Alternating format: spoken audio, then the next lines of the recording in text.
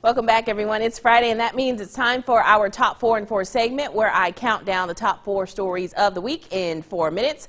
Let's begin with headline number 4. A judge has found a Baltimore police van driver not guilty of all charges in the death of 25-year-old Freddie Gray, whose broken neck in police custody set off Baltimore's worst riots in decades.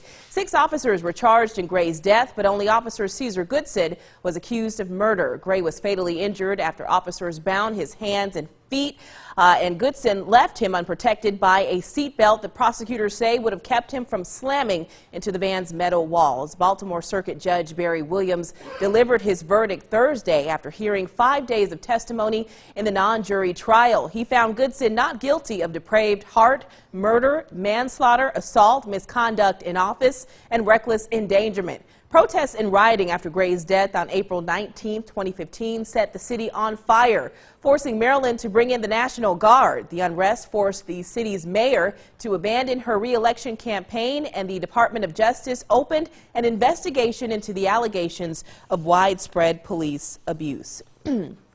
Well, a tie vote by the Supreme Court is blocking President Barack Obama's immigration plan that sought to shield millions living in the U.S. illegally from deportation. Here's headline number 3. The justice's one-sentence opinion yesterday effectively kills the plan for the duration of Obama's presidency. A tie vote sets no national precedent but leaves in place the ruling by the lower court. In this case, the federal appeals court in New Orleans said the Obama administration lacked the authority to shield up to 4 million immigrants from deportation and make them eligible for work permits without approval from Congress. Texas led 26 Republican-dominated states in challenging the program Obama announced in November 2014. Congressional Republicans also backed the state's lawsuit.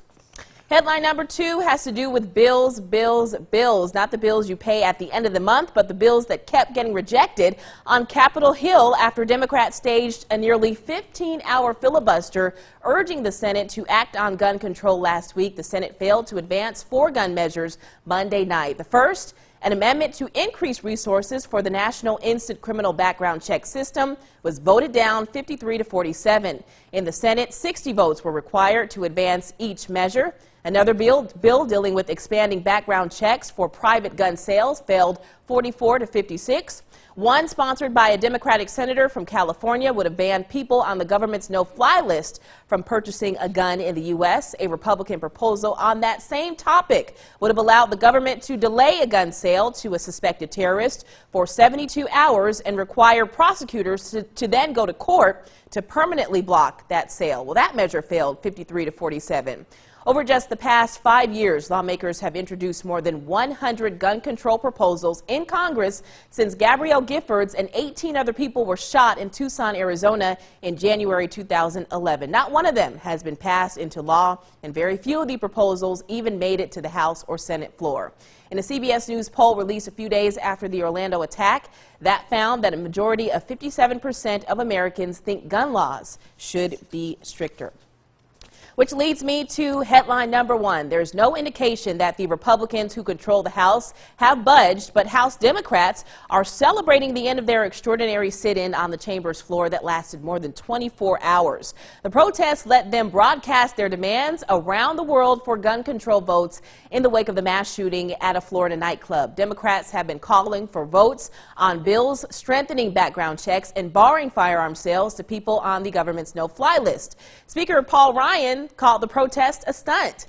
Georgia Congressman John Lewis took a page from his playbook as a civil rights activist to stage a marathon sit-in on the House floor. Lewis rallied fellow Democrats to join him for more than 25 hours Wednesday and Thursday, attempting to force the Republican colleagues to take action on the gun control legislation. It was a rare move in Congress and something Lewis had never done in his nearly 3 decades in Congress. The 76-year-old lawmaker has vowed to continue his protests when Congress returns from recess next month.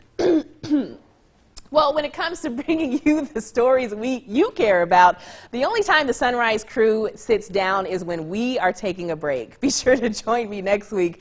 I'll be counting down a new list of top stories of the week consisting of the most interesting headlines that caught our eye. And trust me, that seat won't be taken. We'll be right back after this.